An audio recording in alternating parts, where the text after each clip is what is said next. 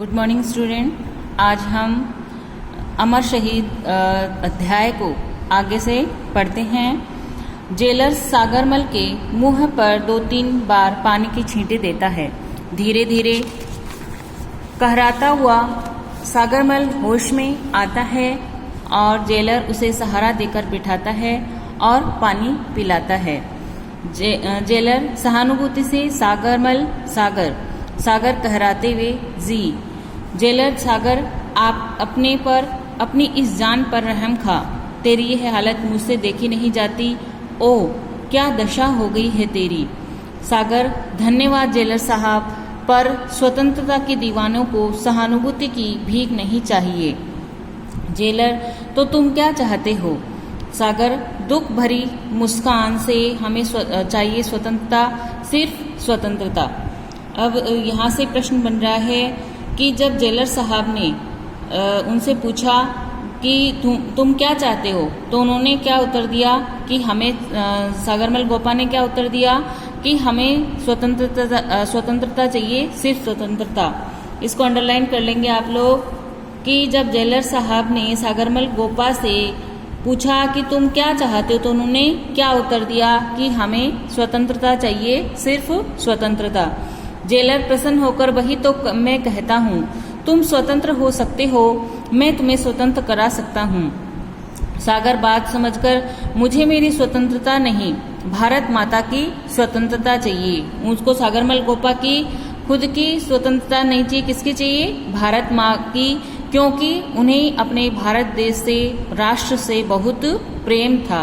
वो उनको बंधन से मुक्त कराना चाहते थे, इसीलिए उन्होंने क्या कहा कि मुझे भारत माता की स्वतंत्रता चाहिए। इसको भी अंडरलाइन कर लेंगे आप लोग।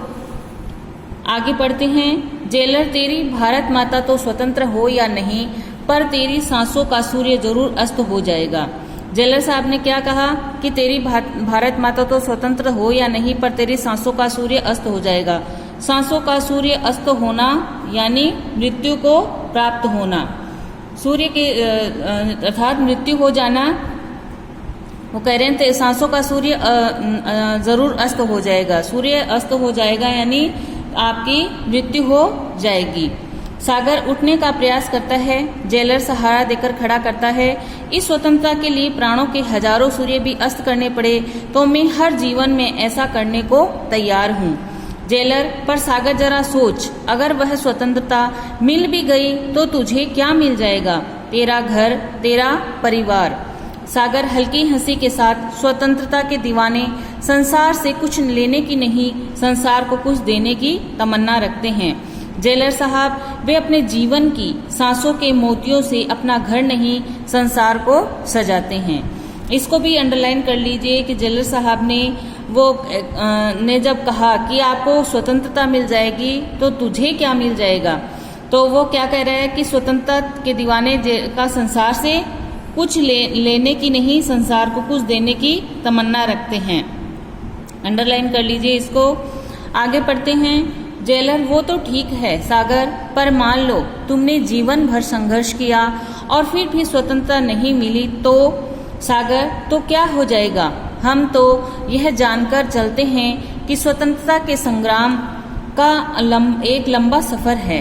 हम तो बस प्राणों की मशाल जलाकर उस पर चलना जानते हैं। कितना चला पाएंगे, कितना बढ़ पाएंगे, कौन जानता है। जेलर, और चलते चलते जिंदगी के कदम थम गए तो। सागर, तो यह मशाल हम किसी और के हाथों में सौंपकर मौत की गोद में सिर रखकर आराम से सो जाएंगे। यह मशाल से मतलब क्या है, जो उन्होंने स्वतंत्रता के लिए जो वो संघर्ष कर रहे हैं, वो संघर्ष है वो किसी अन्य व्यक्ति को दे देंगे। ये शब्द आया ना, तो यह मशाल हम किसी और के हाथों में सौंपकर मौत की गोद में सिर रखकर आराम से सो जाएंगे। यानी ये जो हमने स्वतंत्रता की जो मशाल जला रखी है, हम ये जो कार्य है देश के लिए, वो किसी और व्यक्ति को सौंपकर मृत्यु को प्राप्त हो जाएंगे। आगे पढ़ते हैं। जेलर, पर सागर, जब तक जान है तब तक जहान है। क्या तुझे विश्वास है कि इन तेज तूफानों में तुम्हारी ये मशाल जलती रह सकेगी। सागर, वह मशाल ही क्या जेलर साहब, जो तूफानों में बुझ जाए फिर भी अगर यह मशाल बुझने लगी तो हजारों दूसरी मशालें प्रज्वलित करके बुझेगी। हर मशाल को एक ना एक दिन बुझना ही पड़ता है, चाहे जल्दी या देर से, फिर बुझने से क्या डर।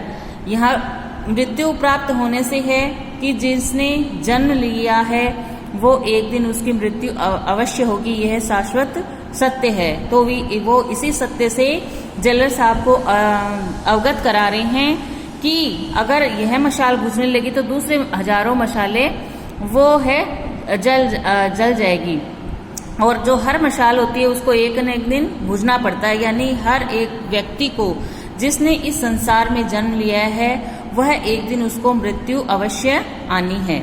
जेलर पर सागर, उस स्वतंत्रता से क्या फायदा जो मौत के बाद मिले। सागर बीच में बात काटकर स्वतंत्रता सेनानी आम का बाग लगाता है।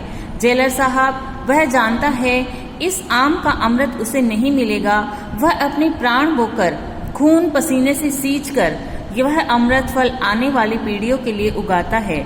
स्वतंत्रता संग्राम भी इसी भावना से लड़ा जा रहा है।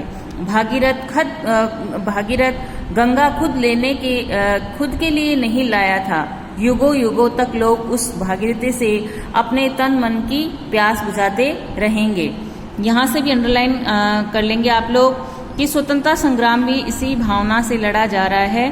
भागीरथ खुद के लिए नहीं लाया था, युगों तो लोग उसे भागीरथी से अपने तन मन की प्यास बुझाते हैं। यहाँ तक अंडरलाइन कर लेंगे कि वो कह रहे हैं कि जो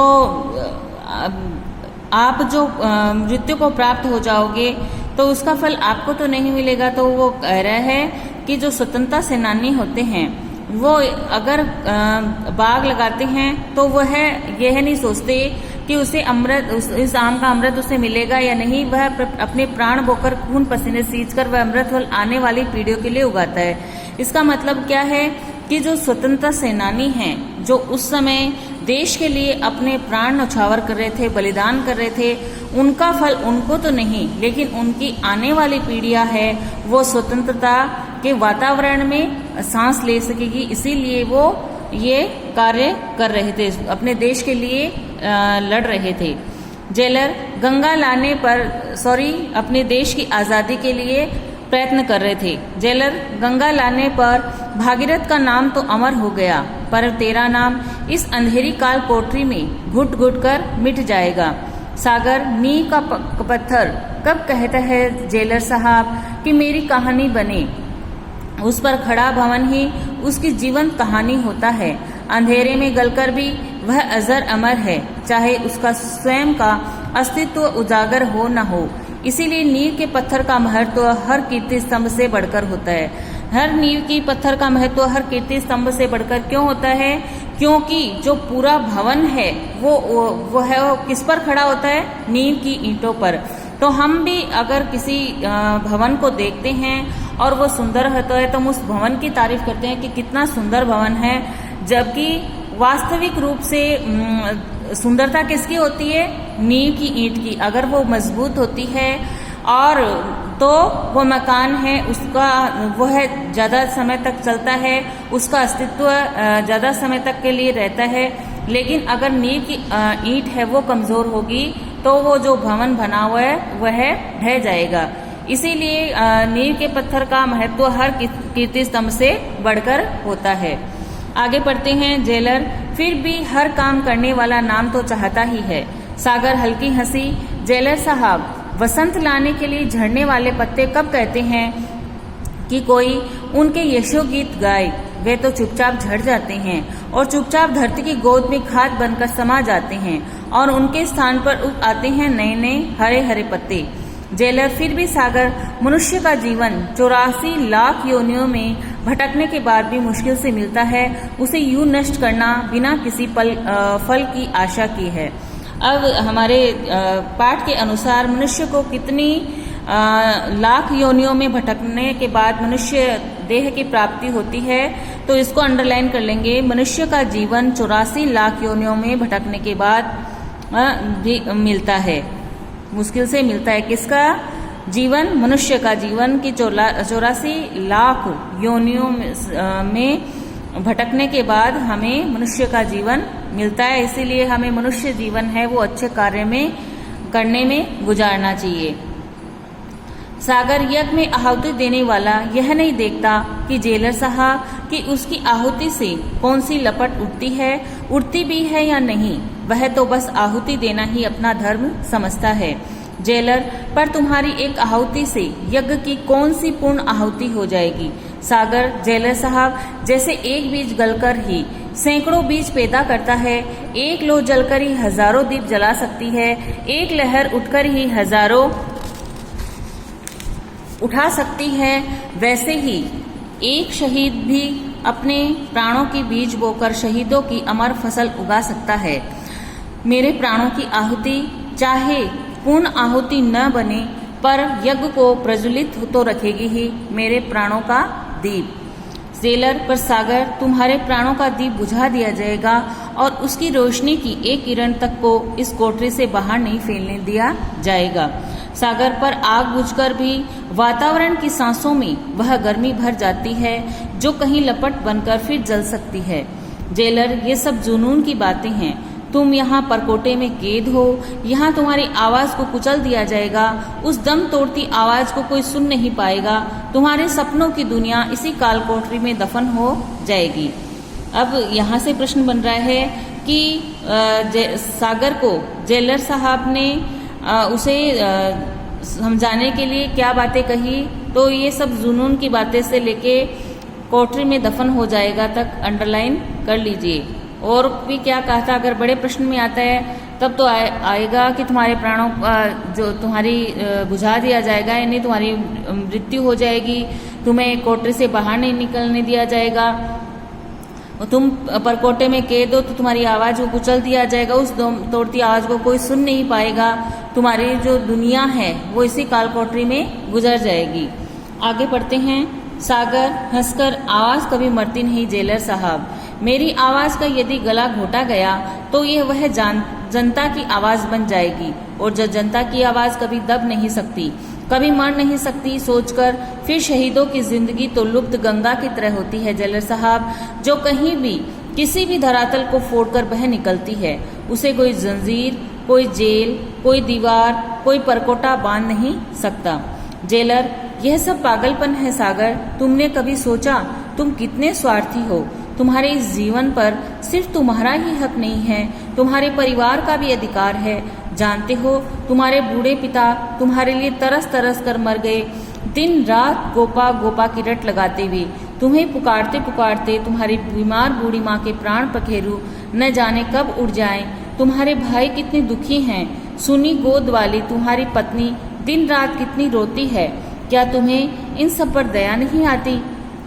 सागर, जेलर साहब, थोड़ा दुखी होकर मैं एक आंख से इन्हें देखता हूँ तो दूसरी आंख से देश की दुखी जनता को देखता हूँ, एक कान से इनकी पुकारे सुनता हूँ। जेलर साहब, मातृभूमि मेरी माँ की माँ है, देश मेरे पिता का पिता है, मेरे देशवासी मेरे परिजनों से बढ़कर हैं।